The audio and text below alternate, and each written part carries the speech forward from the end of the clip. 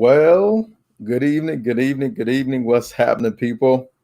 What's going on? I'm Pastor D, and welcome to Couch Time. For those of you that may be logging on for the first time, I want to welcome New Life and V Life and family and guests and friends and all that good old stuff.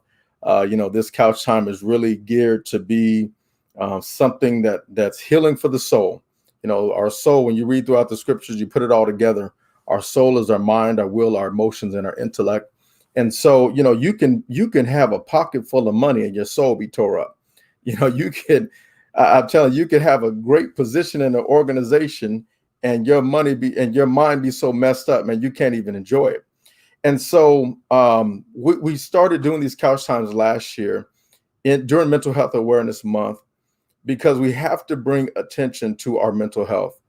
I heard it earlier today that if somebody had a loved one or they weren't feeling well physically, we have no issue saying, hey, go to see the doctor.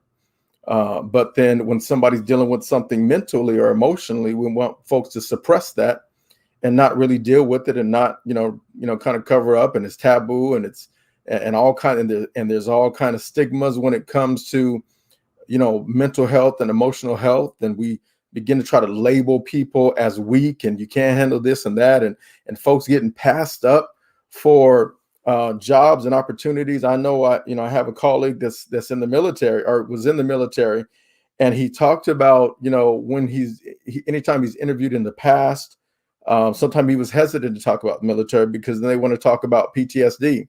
And he talked about how, if you even bring that up, then all of a sudden there's this stigma when it comes to that. So, there's so many people on the planet dealing with mental health issues. I saw a statistic today is like over 1 billion people. I don't know if that was just this nation. It may have been just this nation. I don't know if it's just this nation or worldwide, but we know that it's a big issue. One of the things, stats that I read, that some folks wait 11 years before they finally get help. When they have a serious mental health issue, they wait 11 years before they finally go and get help. That means they are dealing with issues, tormented, suffering in silence. Listen, trying to cover up and hide what they're going through as if it's a sin, as if it's their fault and all this and that. David said that when he was quiet, he said, my bones wax cold in Psalms 32. And so, we got to get to the point to where we're talking about these issues. We're sharing our heart, pouring out our heart. And, we have to create these safe spaces for people that we love, our loved one, our coworkers. We got to create a safe space for people to be able to talk about these issues. And that's what this is right here. This is, this is a judgment-free place. I'm not here to necessarily, this is not a church service. This is not a church service. Okay. I prayed before I got on this because this is not a church service. And although as a believer and as a pastor, I'm always going to lean upon the word and pray.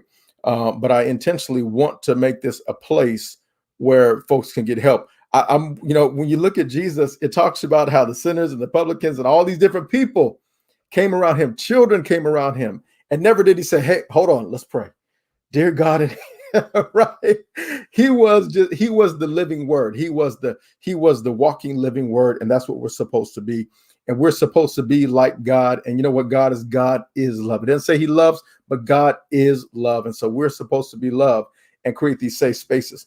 So tonight, I'm extremely excited about the topic that we're talking about. We're talking about overcoming childhood trauma. Some individuals, I've been saying this, some individuals had something happen when they were 9 years old, and here they are 90 years old and still still dealing with that.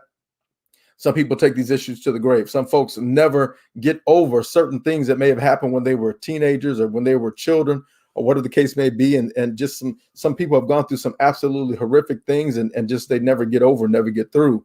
And what happens is, when they get in relationships and new relationships, they're bringing with them all this hurt. And you know what they do? Sometimes they end up, hurt people, and they end up doing hurt. I heard something from Prince Harry today as I was watching something, and he said, if let me see this because I think it is so key. This quote right here.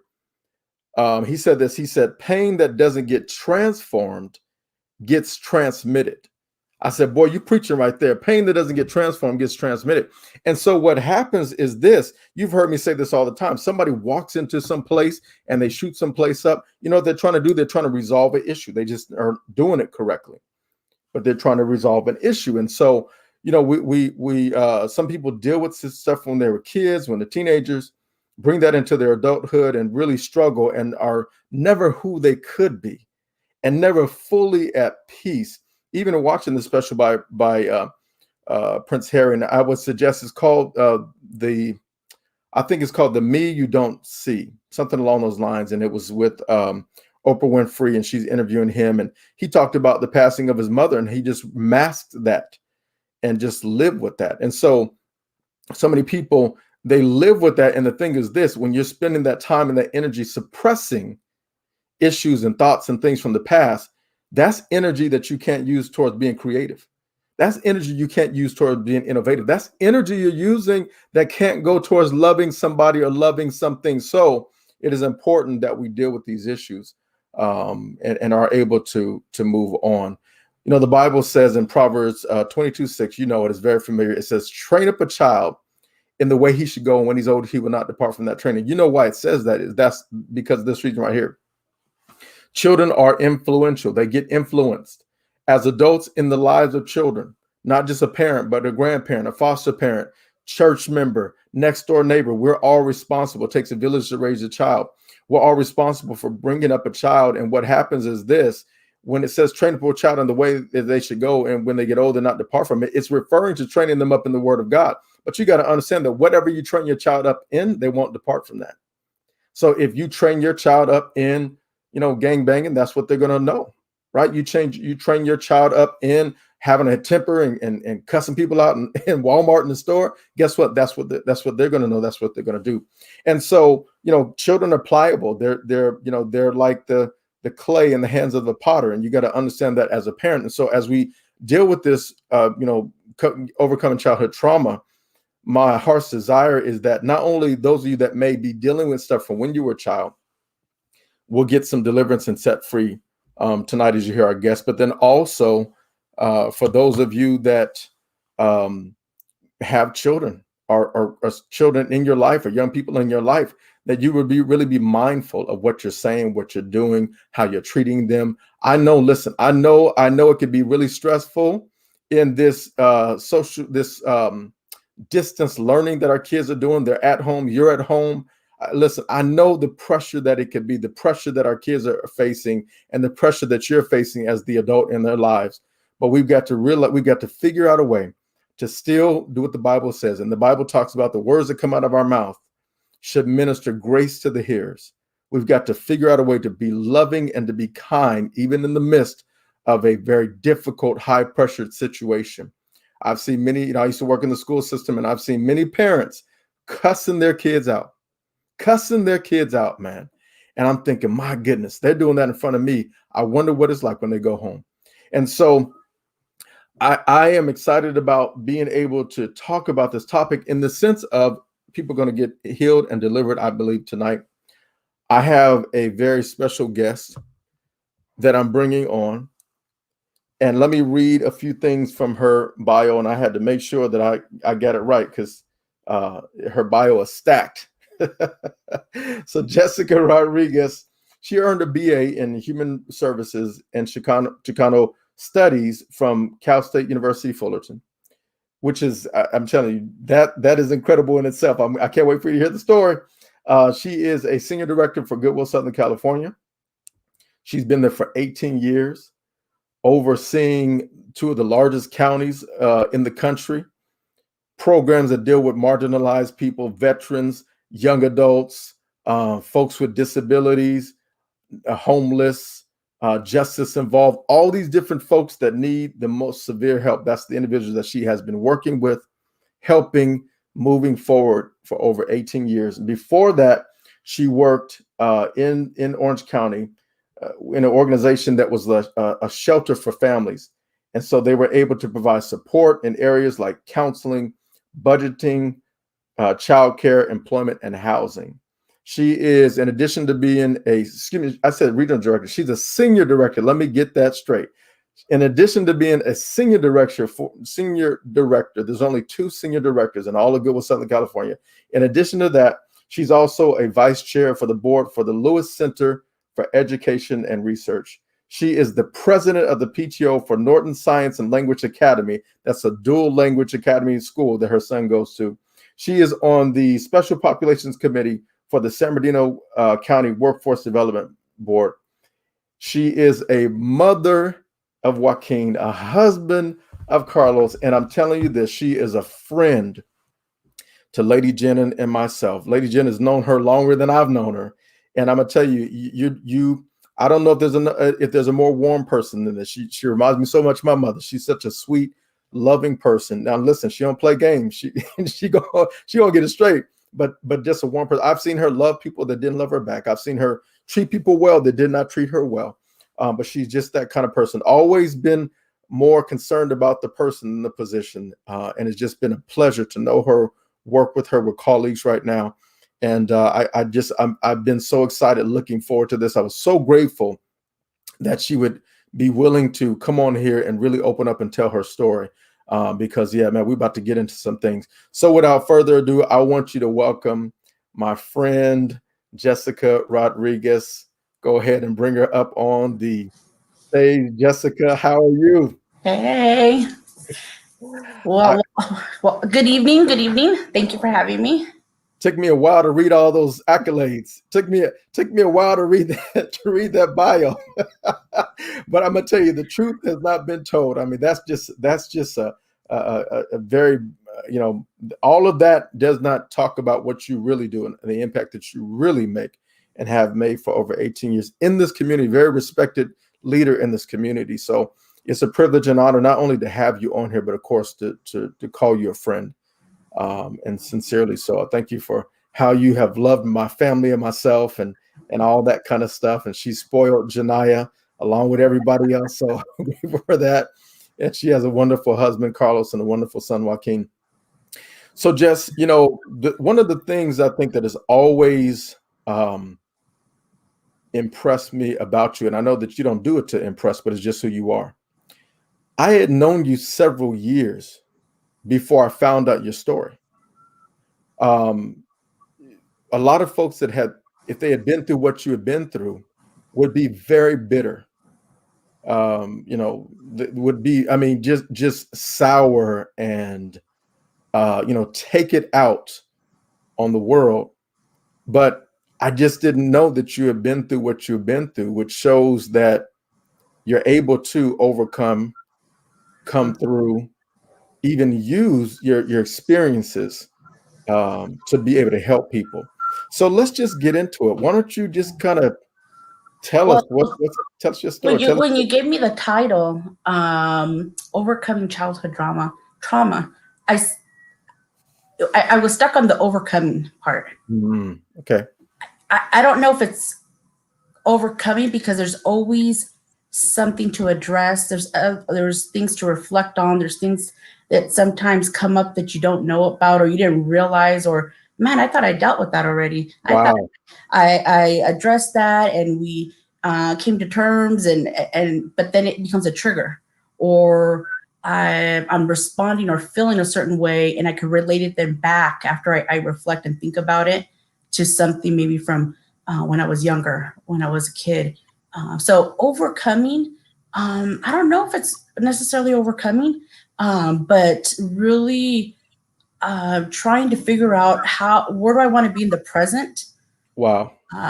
And trying to understand the past. And the past was a lot. There was a lot, but and at times it feels like, I was good. I'm good. I've heard of and seen families and kids go through so much more, compared to what I went through or what I lived and what I experienced. So it's definitely something that I look back on, and I still things I have to still work on and still address and still feel okay to talk about it. And that's why talking about today is another opportunity for me to continue to heal, for me to continue to heal and grow from. That is I appreciate that perspective. You know why? Because it's just like what we do in the church. People get born again or whatever the case may be, right? And then we expect them to be like completely perfect. No developing, no, just like you go from 0 to 100 like that. And then if you make a mistake or you do something, we just jump all over people. So I Yeah. love the fact that that the fact that you're talking about is it's this constant over this daily, like you've talked about, like who do you want to be in the moment. So like even overcoming in the moment, right? And then there's the next hour, and then there's the next day, kind of like a hurdle. Think about people that run hurdles, right? Like every day is like a hurdle. Why don't you share, let's just begin to talk about your upbringing and what made your upbringing difficult. Sure, I know the story, but I want you to share with the people. Um, well, I'm born and raised in Orange County. Um, and I had the opportunity to live in really nice areas. I was born in Santa Ana, California, Orange County. So a lot of times when people say Orange County, they think of me a certain way. Had opportunities and come maybe from money, or just there's a stigma. Um, then they start to hear a little bit more of my story. They're like, "Oh, yeah, that stigma, that what we thought is not true." um, my parents raised us in Orange County. I'm the oldest of two. I have a brother, Ruben, who's 6 years younger than I am. Not until about maybe fifth grade or so did I realize that there was something going on in my household. Something that at times was fearful, things that were questionable, that, at that age, you start to question things and try to understand what's going on. My parents were heroin addicts. They were, use the needle. And I started to notice not just the attitude and their symptoms and those kind of effects, but the track marks, those types of things. As it is, my mom was on welfare, on housing, but we had the opportunity to live in really nice areas. I went to school in Irvine for many years, and grew up alongside, kids who did have money and certain opportunities. On a different day, I could talk about how that was a positive and a negative for me. Wow.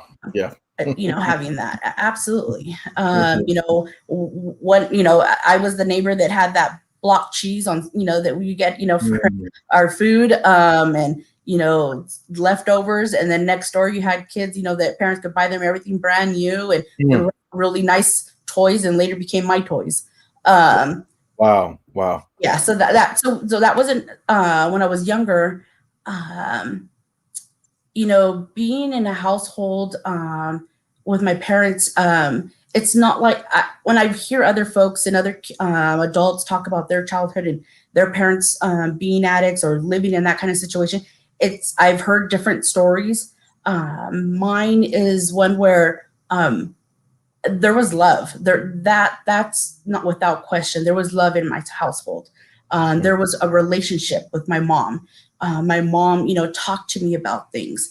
My mom encouraged me to go to school. She encouraged me to be proud of, who I am, to be, that I was a Latina, Chicana, and came from low economics. So going to school was going to be my way to be out, to change the cycle.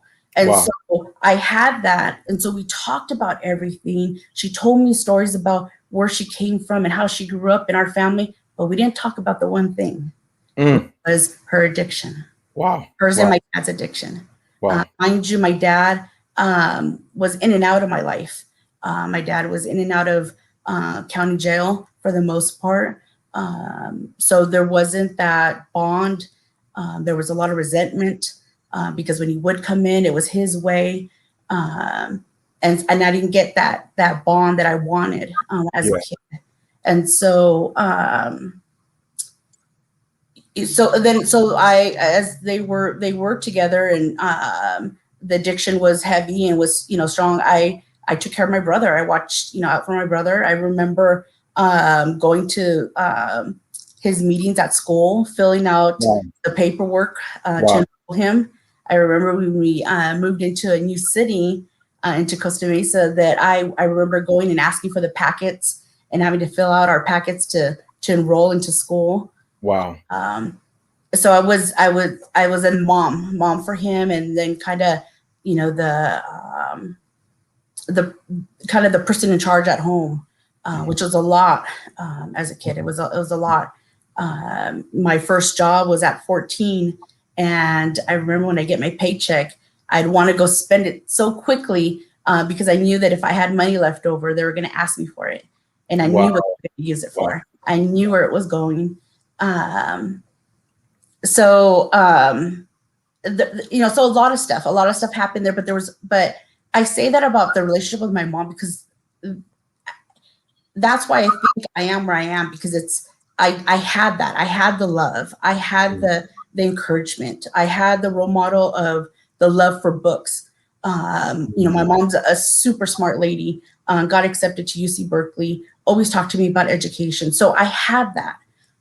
So I think that I know that had a piece of getting me to where I am and overcoming it, and having a brother that I knew that I had to care for, that I wanted to care for, to keep me on that straight path, to not be another statistic. Because it was easy, Dominic, that I could have been a teen mom, easy that I could have been out there doing, all sorts of stuff. Right. I, with my parents nodding off and, always under the influence, or them not being there while they were out trying to score. So many different opportunities if I chose that. I'm gonna get okay.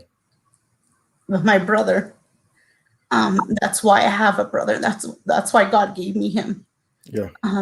Is to help me, I believe, to keep me there, to keep me on that path of loving somebody and caring for somebody. And that's why he's been really important to me in my life. And I think that was on purpose, to really put me on this path. I had the opportunity to go to Cal State Fullerton right out of high school and live in the dorms. And I did all that. And it was something that I proved to myself that, okay, I can accomplish something. Anybody can accomplish what they want to. And that was proof to myself that I was able to do that with whatever was going on, at home. At that point, I could say proudly that both my parents were clean and sober when I graduated high school and when I entered Fullerton. So those are the key moments that definitely there was a change in that path.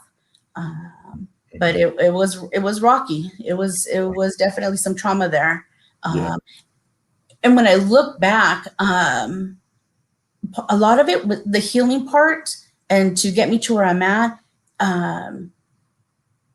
it's because my mom and my dad were able to share their pain. Like I was able to, and I think that helped me because I knew that I had to I had to have some peace, right? And for me to get some peace, I had to let go of the resentment and I had to figure out, and they let me in. They were courageous enough to talk about what they did and what was happening with themselves, why they led to the drinking, to the drugs and certain behaviors. When they let me in on that, it helped me really then understand them. When my mom started going into Narcotics Anonymous and we'd go to her meetings, her 12-step meetings, I'd sit there alongside with her for the first couple of years, and I would hear these men talk about why they did things or making amends or just talking about their story. And that helped me heal and really build a relationship with my dad. Because at that point, my dad was already in prison.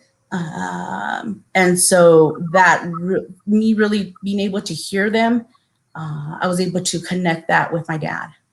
So that's that process. Let me ask you a question. You said that it was about fifth grade when you begin to kind of notice. Why do you think it's just that you were maturing? Did your parents try to mask it? I mean, what took you? Yeah, I think that when I look back, there probably were other signs before that, and there was. I mean, when I was in fourth grade, they dropped us off at my my mom's brother's house, and they took care of us. But I didn't fully understand why. I mean, they gave a reason. At that point, you know, they didn't say, "Hey, it's because of, you know, whatever was going on with them."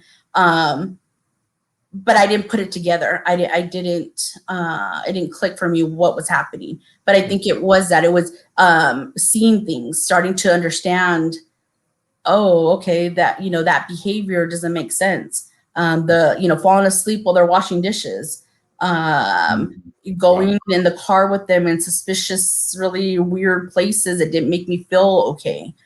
Being in the car while they were, you know, we'd be in the car with my mom when my dad went to go score. You know, that kind of stuff. They wouldn't say it, but I just started to pick up on things. I started to notice things. And it was something, we didn't talk about it. And then as I became a teenager, I would kind of push the envelope a little and kind of, you know, as teenagers do, kind of, you know, say things. Well, I want to be out of here. I don't know why we're here. And I wanted them to say it. I wanted that confrontation. It didn't happen, but I was starting to push the boundaries a little there as a teenager. Do you remember when? Do you remember the first conversation when it finally was? You know, either your mom or dad saying, "Hey, I'm struggling with this." Or do you remember that? I was a junior in high school. We moved to Costa Mesa, new city. The first day we moved to that city, I was hit by a motorcycle. What? Yeah. Okay, I've known you all this time, and I didn't know that. I took my brother with me. We crossed a major street in Costa Mesa, and I wanted to go to the payphone, and I crossed, and there was no medium, so it was just the lines, and the motorcycle didn't see me and hit me. And so my brother, now we talk about trauma, that's a trauma for him to see that. On the other side, and I don't know how he figured out the path to go back to my parents, and my parents were under the influence. They were back at the house at the new place we were renting. I remember laying there when the ambulance had me, and people kind of trying to help me, and my mom and my dad coming, and me telling them, it's okay, we're going to be fine, it's okay. So I was consoling them, right? Well, the wind lane, there on the pavement. And so right after that, a little bit after that, they decided to get clean, and my mom shared with me that she would be going to treatment, and so she went, and that's where we started to see the light in their change. You know, my dad, it got really ugly with my dad for a little bit there. He just because he wasn't on the same page at that point. Okay. You know, it was, you know, the recovery for me was such a special thing for my mom to go through. You know, we went through it in the sense of seeing her, but it brought a lot of new resentments. It brought on a lot of new hurt, because now she's so involved that she's gone all the time. When she was a kid, she was home. She was there. She was young, but she was there at home. Now she was, you know, doing good. You know, she was out there meeting people and just getting really involved. But then there was, well, where is she? Well, we won't get to see her. So their new resentment started to happen for us. But nonetheless, her being clean and us working through the pain started to happen for all of us. Then shortly after that, maybe about a year or so, then my dad got clean as well. So by the time I was a senior, finishing up high school, my dad was clean. and so was my mom. And so when I went to college a few months later, that was the last time I saw my dad as a free man. Yeah. Let me, I want to definitely come back to that because I want to come back to that because that's so that making amends when somebody passes away. I want to come back to that. I want to come back to that. Let me ask you this question. You talked about the love that you have for your brother, and I've never heard you kind of talk about it in this regards and kind of the caring for him. Was that, you think it was some of that compensating for not having, you're loving this male because the male that you expect the love from, it wasn't always whatever the case may be. You think that some of that was just being able to pour into somebody? Oh, absolutely. I mean, as a kid, I remember just that feeling of wanting to be daddy's girl. As a kid, I always wanted that. I would always tell myself, I would have friends, I think they were going through, their parents were divorcing, and they would say comments like, oh, well, I want to go live with my dad, or I love my dad. And for me, that was like, what do you mean your dad? Like, why would you choose your dad? Because for me at that point, it wasn't that I didn't love my dad. I just didn't have a relationship in that way, but I was yearning it. I wanted it. I wanted to have that. I wanted to be daddy's girl. I wanted that relationship. And I think partially that with my brother, but I think also just the protector, wanting to protect him, wanting to, and then there was, when I reflect back, I mean, we have our own stories. I mean, how I share mine and what I feel about mine is totally different than my brother's. And at first that I used to be like, well, what do you mean? We had the same parents. We lived in the same place. But he's 6 years younger. He's a male, and things happen for him at a different time of his life. So as soon as I understood that, then I got it. We have our own stories. I get it now. So, I can't be bothered with, if I felt that, no, that didn't happen, or, well, it did for him. That was his truth. That's his story. And, I think, and he had, because he had you, he had a parental figure. He had somebody who probably knowing you, Jessica, the way you take care of people, I'm sure you shielded him from so much. You shielded him from so much. Let me now he's like, stop being my mom. You're not my mom. Right now he is that boy don't know my what sister. He don't know what he had. Let me ask this, and this is for just the purpose of taking us to that place where we really can wrap our head around. And I know that there are people, I'm just looking at some of the comments. I know that people are just like chains are falling off as they listen to your story. What is maybe one of this, like you talked to me as we were having a conversation about this couch time, about being like concerned about your parents because maybe they were gone for a stretch of time or that type of thing. What I mean, as a child, as a young person, whatever, what was that whole experience like? Scary. I remember there was different times for different reasons when they'd be gone. There was the time when, which was often when they were out trying to find money, trying to do things to get money to go score, and they would be gone, and I'd worry. I'd think about, okay, I'd be looking out the window, concerned. We didn't, growing up, we hardly ever had a phone, so it wasn't like I can call, and then who was I going to call, right? But it was that constant concern. I remember even to a point where my brother, he was like, it's okay, like, well, why are you worried, why are you scared? And I remember having some of those conversations with him and he was little. But it was scary. There was times where I just was worried that something was going to happen to them while they were gone. Those types of things. It's been too long that they've been gone. But then when they get back, it was the same routine. It was the same, go to the restroom, they do what they do, go to their room, that kind of stuff. Wow. Times where there was a time where there was, it was when my dad wasn't around, when either he was probably in jail, and my mom having us go with my grandmother or my aunt and uncle, and then just not seeing them. That was tough. I mean, whatever was happening in our household, I still always wanted to be with my mom. I always wanted to be with my mom. Wow. I remember even one time having a conversation saying, even if it was, under the bridge, I'd be there with my mom. Wow. That's how much I always wanted to just be with her. Wow. So it didn't matter. But it was tough that we were with family members for about maybe about 6 months or so. And I couldn't wait to go back. I couldn't wait to go back.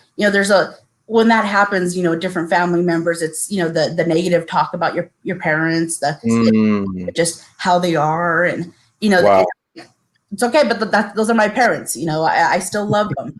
Right. Like, you're talking about my parents. Yeah. It's amazing.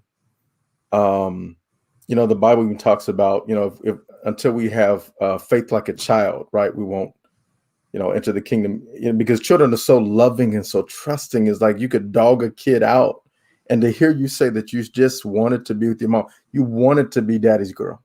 Yeah. Just wanting that, and just the longing for that.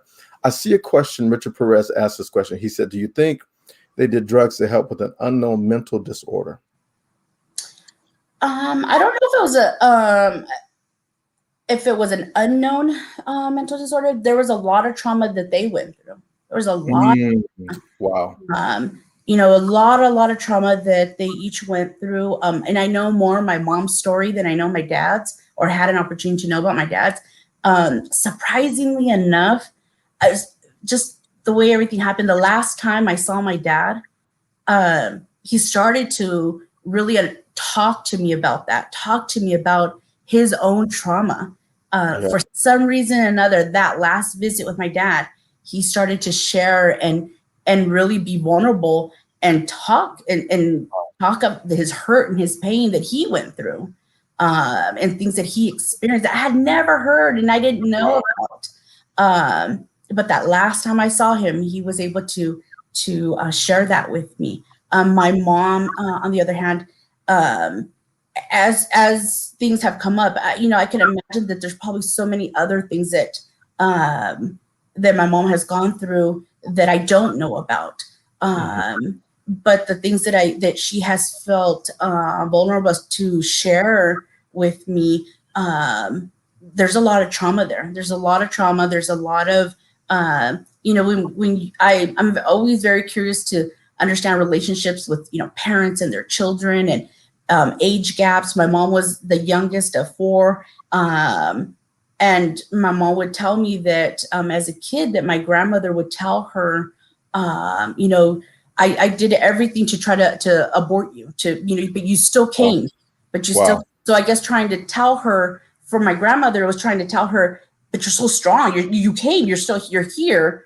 But that's not what a kid is hearing. That's what my mom was hearing. Wow. So something like that. I mean, that's what a small percentage of the things that she went through. That's why I say that for my healing, knowing what they went through helped me to understand. When I sat in those meetings, hearing these men talk about their hurt, what they did, how they were apologetic, and where they were at, helped with my healing. Yeah. So yeah, so there could have been absolutely some mental disorders or some mental health issues, but probably more than anything was a lot of their own traumas. It's my goodness, it's just another reason why we cannot jump to judgment. We can't jump to just judge people when we see things happen, and we just want to begin to throw mud and dump on people. We just can't. It's like, shame on us Shame on us, right? I mean, it's by the grace of God, like you talked about. You could have should all that kind of stuff. You could have been a statistic. You could have. I mean, you basically didn't have like the supervision. You could have went out and just got like crazy with it, right? So just because you handled it that way, if somebody else handled it the other way, which a lot of times happens, people kind of repeat what they see. Like I talked about, that scripture says, "Train up a child in the way they should go." Yeah, that's referring to train them up in the Word of God. But however you train them, that's what a lot of times that's what they're going to do. And so if you see somebody do something and they're kind of repeating that, we can't be so quick to just dump on them and condemn them. But we really got to get into the why. What is going on? Let's talk about this. How can we, I'm saying, how can we walk through this? There's a question by our mutual friend, and she, and in a little bit, I'm going to have her come on in a minute. Toria asked a question. She said, if there is one thing you can leave with the child that is facing or experiencing a trauma, what would you advise them? Somebody maybe going through right now what you went through, and they're dealing with that right now. Is to find, if not that one, those people, meaning that they can trust, that they can talk to. I was able to find that within family members, and I would try to seek that out at school if there was a school counselor that I felt that understood or could at least hear me out. But if they can find somebody, if certain, as a kid, growing, I think as a teenager, I had a little bit of resentment with family members because I knew they knew. I knew that they knew what was going on, and I felt like, why didn't they help us? Why didn't they take us out of that? Why didn't they, but then, like I said, I wanted to be with my mom. So, I don't know if they knew that part, or they just themselves weren't armed with the tools and the resources how to help. And I think really that's what it is not having that. But if you can find somebody, if there's an aunt, if there's a friend's mom that can be that support, that's what I would encourage them to do. Yeah, find somebody. There's a question, and I'm gonna wait till we bring Toria on. I see it's from Adam, and he asked, can childhood abuse cause kids to become abusers? I want to come back to that, Adam. I'm gonna come back. We're gonna come back to that because I want to kind of bring Toria in for that part right there. But before we go to that part, Jessica, let me ask you, and I know this is I watched you go through this, and man, I know it's tough. I watched you go through this.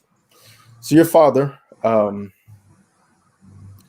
few years ago, he passed away.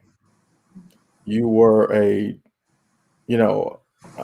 didn't know, one thing that you never shared with me was that at one point there was resentment, because by the time I got on the scene, all I knew you as was a daughter who loved her dad and would go visit her dad and took your son to visit, your dad and those types of things. That's all I knew.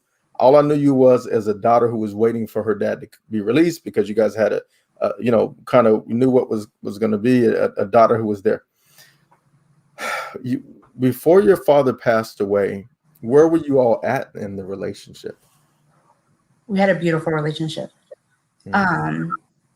There was a time that I went through a difficult part with my mom, where our relationship wasn't where it's been, where I could seek her out and we were on good terms, either me as a daughter and her as a mom. And during that time, I'm so thankful that I had my dad to go to.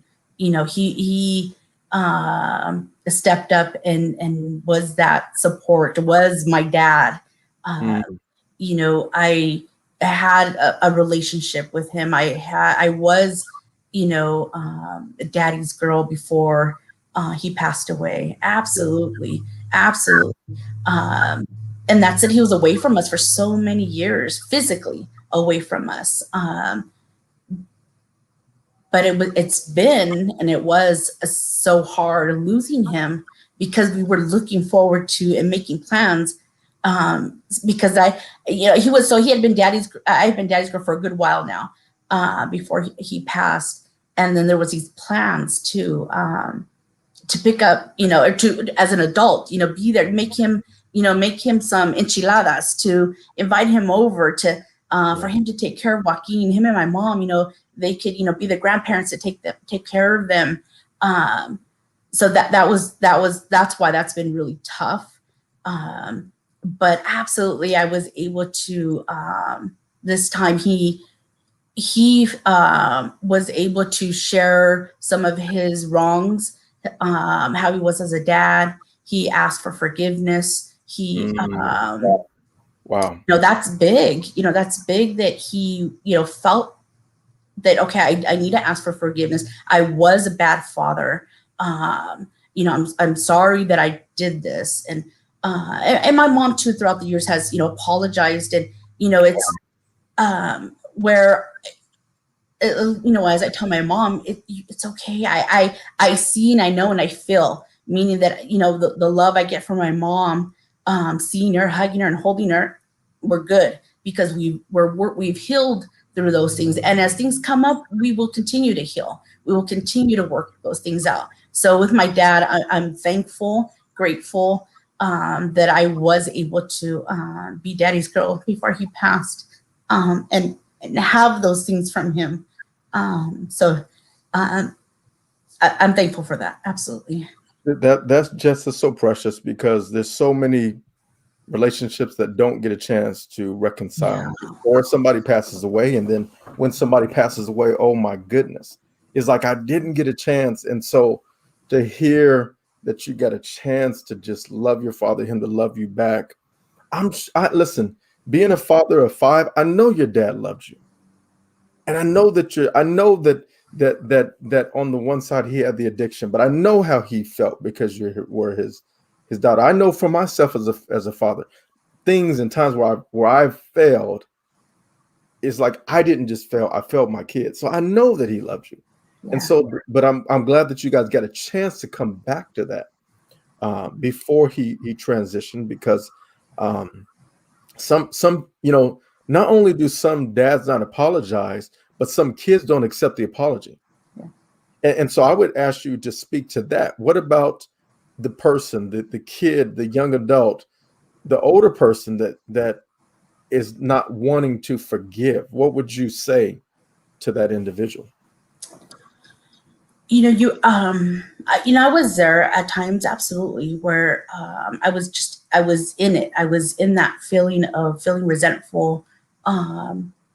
But it was so much more work being resentful, and I didn't have peace. I'm having peace, not just for me. Earlier we were talking about how we bring this into our families. Me not letting go or dealing with that brought that to my husband. That into our marriage, our household, our relationship. It took up so much of my time. We would be talking, and that's all I would be talking about. It wouldn't be about our household, our love, our relationship. It was about whatever was going on over here with mom or dad.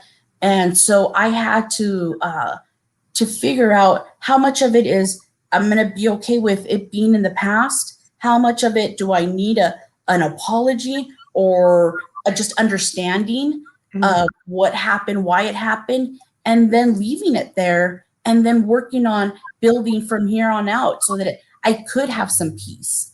And so absolutely, I would encourage individuals to do that, if not for that person, but for yourself, so that these relationships, I'm happy that a lot of that process I was able to work on and do before Joaquin came into our lives. I was so happy and grateful that and I still work on, like I said, that for me, it's not done. It's continuous growth and processing and healing. But a lot of the work and having these tools to do that I put in place so that I try to quickly identify it, quickly attend to it and deal with it for his sake, so that mom's not dwelling on whatever with her issue with so-and-so, or I don't bring that to a relationship with him.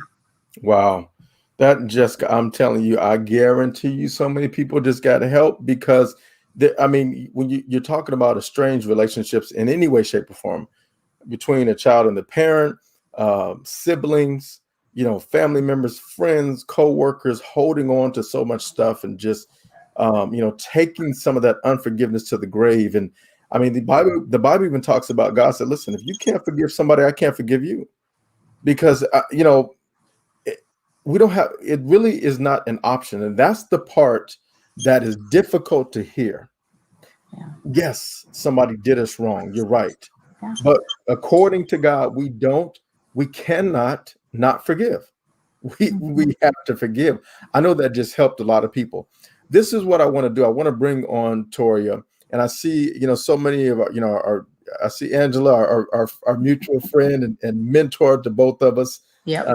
Her saying some great things. I see all kinds of wonderful comments. It's so funny. I think about your love for Joaquin, how you take care of it. Man, listen, the only other mother that I know like that is my sister. Y'all, when y'all's kids have a project, y'all have a project. And you guys go, you will rent out a stadium to make Joaquin look good. That's what my sister. But I see how you're loving your son, and it's so awesome to hear that you broke out of you came from under certain things so that you could properly love him. Because my goodness, could you imagine not loving him the way that you love him? And there's so many kids right now that are not getting that level of love strictly because of what happened to them as a kid. So I'm sure that when Joaquin gets older and he begins to hear your story and understand your story, he's going to be so grateful on a different level. I'm sure that Carlos, as a husband, is so grateful that he has his wife. You know what I'm saying? That you guys can have that relationship, and him not pay for what happened with your father, because a lot of times that's kind of, what, even though the spouse, or you get married and you didn't do that person wrong, but you're paying for how somebody else did them wrong. So I'm grateful for that. We got our friend here, Toria Payton, one of our mutual friends and our therapist here. Toria, there was a question that Adam asked, and it was, look at this right here. He asked this question. There was another question pretty similar to what he asked right after that, about childhood abuse. Can it cause kids to become abusers? A lot of times we see kind of the behaviors repeated. What's your thoughts around that? Yeah, thank you for having me. Jessica, it's really good to be back to work with you. To that question, behaviors are learned. And so typically when kids go through a lot of things, they watch it, they see it, they've been through it, they endured it. So rather, if it's sexual abuse, typically they're acting out. They have that defense mechanism. They're trying to search for safety. It could be that they're trying to be able to feel safe, but that's what they know. That's what was done to them. So maybe they're thinking that that's normal. A lot of kids processing. I deal with so many kids that have gone through so much trauma, and they need to begin to process and really understand that they can't hold on to what has happened to them. That's kind of like where I try to go with some kids. When it comes down to making them feel like that's okay, they want to heal on the inside, but they just find it difficult. And so they struggle with what's right, what's wrong. It's a process that they have to go through. I had to share with one of my clients, like, take back your power. You can't allow what has happened to you. You need to face it, acknowledge what has happened in order to begin to heal. And so it's that healing process is going to take time. It doesn't happen overnight. The resentment is still there. They have to get past the resentment. They have to begin to find their why, their reason for living, their reason for, understanding what has happened to them. Yeah. Let me ask you, so Jessica, so you talked about kind of as I'm putting down the time together, the time frame, right? You talked about, so when you were married to Carlos, you still had some resentment with your father, right? So now I know that you talked about, it's not that you get to like this complete place and you're done, right? But it's a constant whatever. But when did you get to the place where you're like, at least the resentment part is kind of released, and I'm good for today? Like, when did you kind of get to that point? Because I'm thinking about, like, because for me, I'm thinking about this. You talked about how people have a difficult time letting go. I would almost feel like the longer you're in it, the more difficult it is to let it go, right? If something were to happen in a moment, whatever the case may be, you have the, think about the spouse that is unfaithful to the other spouse, that happens in the moment, and then you see people heal from that, right? But in this situation, for so long, Jessica, you were in that. Mhm. I mean, you were in that year to year. So, what a point did you kind of get it? Like, okay, I've forgiven both parents now, and it's. I think it happened for me, it was in different times. So when my mom got clean in 95, 96, she was clean for a certain amount of years up until a little bit after I got married, and she relapsed. So that first year, I remember, and I could visualize how I was. My emotions were a roller coaster. Wow. She relapsed. This is totally different times now. I'm married. I'm a newlywed. My brother is finishing high school. I mean, it's just different things that are going on in our lives.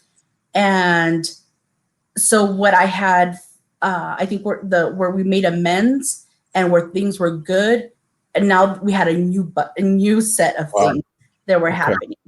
Okay. But then we got there. It's like I said, when things come up, because there's been times where I thought, we're good. I feel, that these things that could kind of check off, we worked on them, we dealt with them. I understand it. I'm good with it. I've left it alone because we worked it through. But then something else comes up. A couple of years ago, something came up that maybe I hadn't resolved, and we hadn't talked about it. So we had to start that process again with that. We're good. We're good. Right. I'll get her on the phone and we're good. Yeah. But Yeah.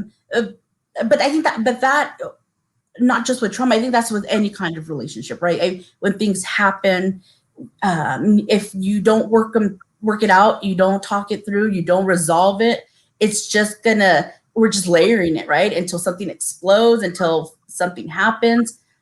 So I think we're getting better at trying to resolve them and fix them, or at least attend to whatever feelings we're having about it sooner, where in the past or for so many years, we just hold on to it and wouldn't deal with it.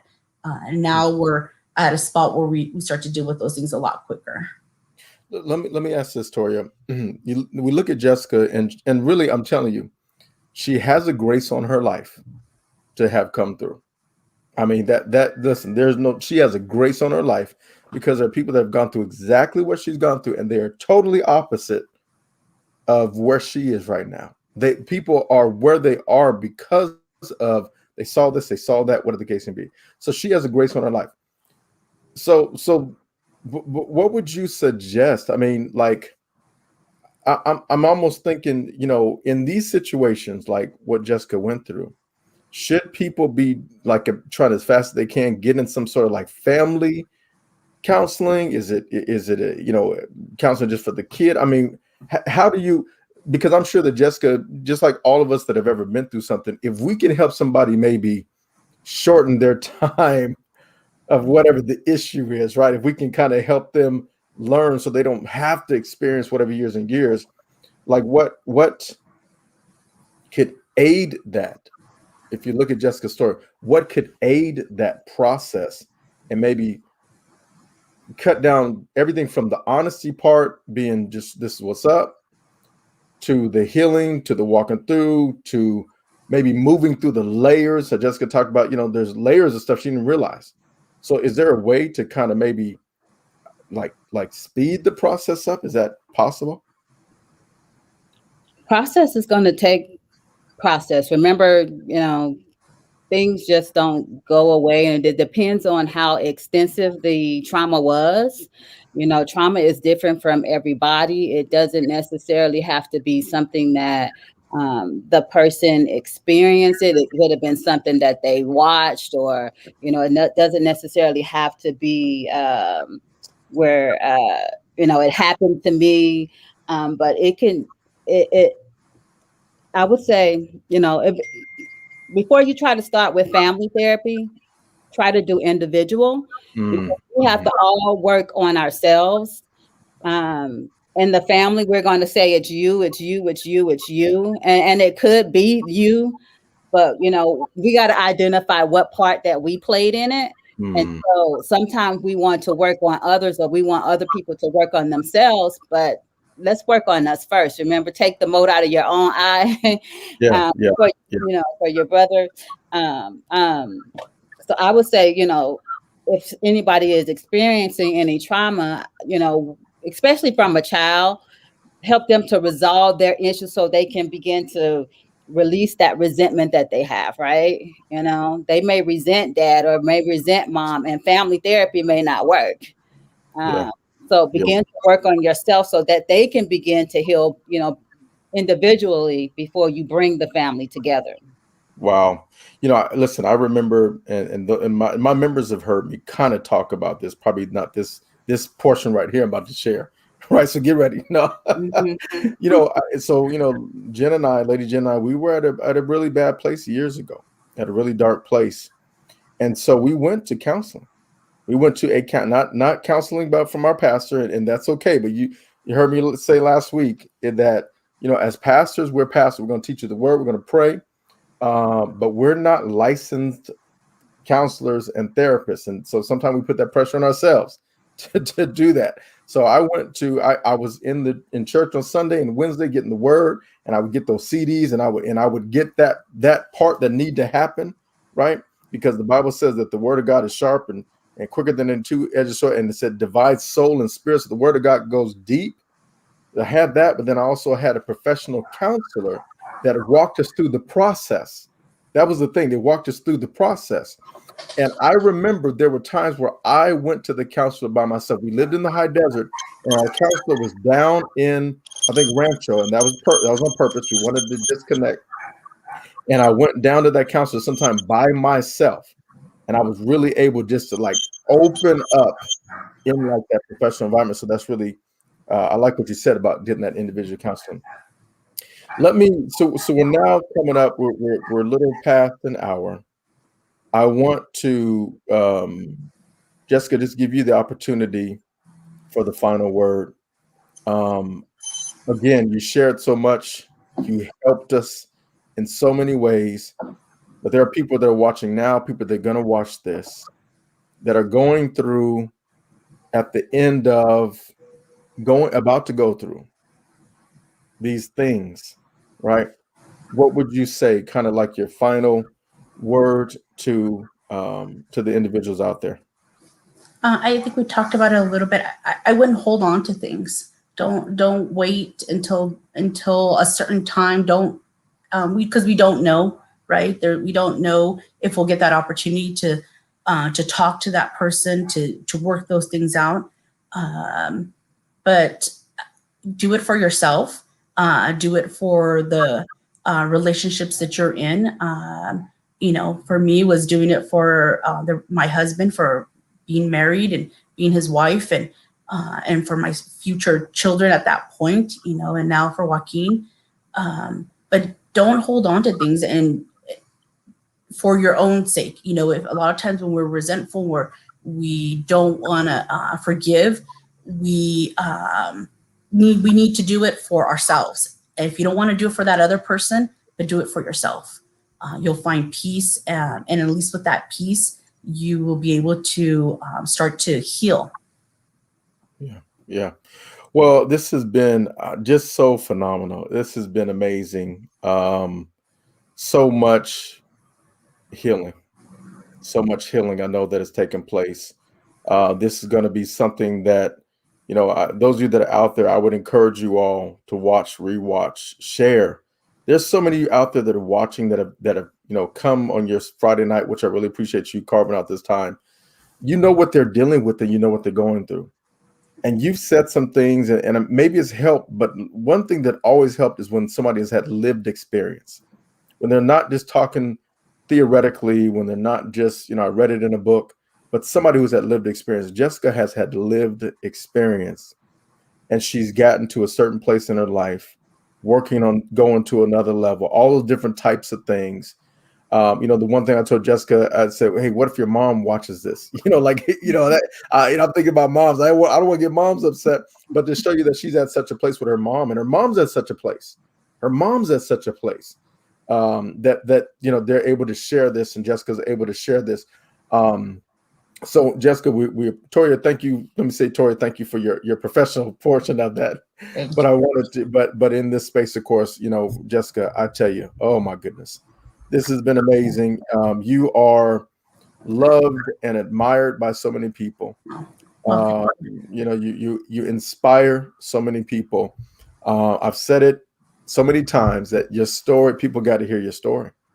They got to, one of the things that when I was reading your bio about you going to college, I mean, that was amazing for you to go to college, get your degree. I mean, those kind of things that you overcame, and you're one of the statistics. There's so much that people need to know. I always say you need to write a book. You need to start your own nonprofit. So many people need what you have, and I just believe God that God's going to use you and direct you however He wants to use you and direct you. I can tell you this, and we both work for the same organization. I know we love our organization. We love what we do, but there's more is needed from you outside of the organization. More is needed from you. There are more people that need the healing, that need the deliverance, that need the understanding and the empathy, and that need the practical steps to get where they need to go. And it's in you, and it has to come out on that level. So grateful. I appreciate you. Thank you for having me. This has been very much healing also for myself. I can't say it enough. Share your story as much as you can, because that will also be part of that process of healing. And if you look at the comments, Donna Bersaga is my mom, and she says we're good. So we're good. Oh my goodness, Miss Donna. Oh my goodness. Listen, y'all realize how powerful that is. That's Jessica's mom right there. Come on now. That is right there. Listen, Miss Donna, we appreciate you allowing, Jessica to be able to share this story. It shows where you are, your character. I mean, for you to be willing, I mean, this is transparency for you. And so, Ms. Donna, we appreciate you, and I just pray to God that you'll continue to just live a full, blessed life. And the Bible talks about your latter days being your greater days. In other words, your greater days are ahead of you. And we just believe, God, that you'll continue to press forward and be able to tell your story, what you've overcome. I'm sure people will be blessed by that. And that may have to be a sequel that we do at some point. Have daughter and mom on this, and maybe bring your brother in it, and just really talk about some things to go a little even deeper. So thank you to both of y'all. Y'all know I love both of y'all dearly. So grateful for you all. They're going to put you all in the green room in the back and backstage, and I'm going to go ahead and close it up. So thank you, ladies, for that. I appreciate y'all. Thank you. Thank you, Pastor D.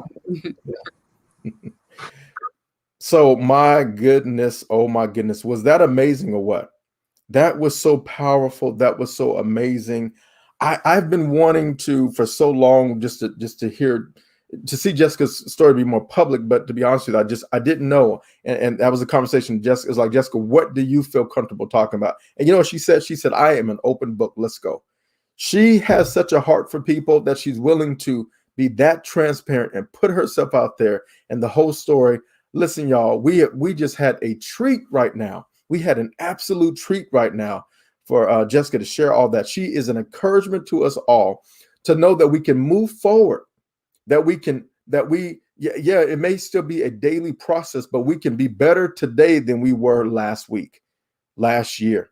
And she's a living witness of that. If you see how she loves her husband, and you see how she loves her kids, and if you see how she loves her family and different people and her friends and coworkers, if you see how she loves people, you know that she's not just talking the talk, but she's walking the walk, man. And I'm telling you, we need more love in this world, but a lot of people haven't been loved, and that's why they haven't loved on that level. And so I'm grateful to have a living example of what it means to come out and keep pressing and be able to share. So this has been awesome. This has been amazing. I'm so grateful that you all would have carved out your Friday night and came and joined us for that time, and looking forward to more. We have our next couch time, I believe is next Tuesday, and we're in for another treat. Yes, next Tuesday. My goodness, let's talk addictions.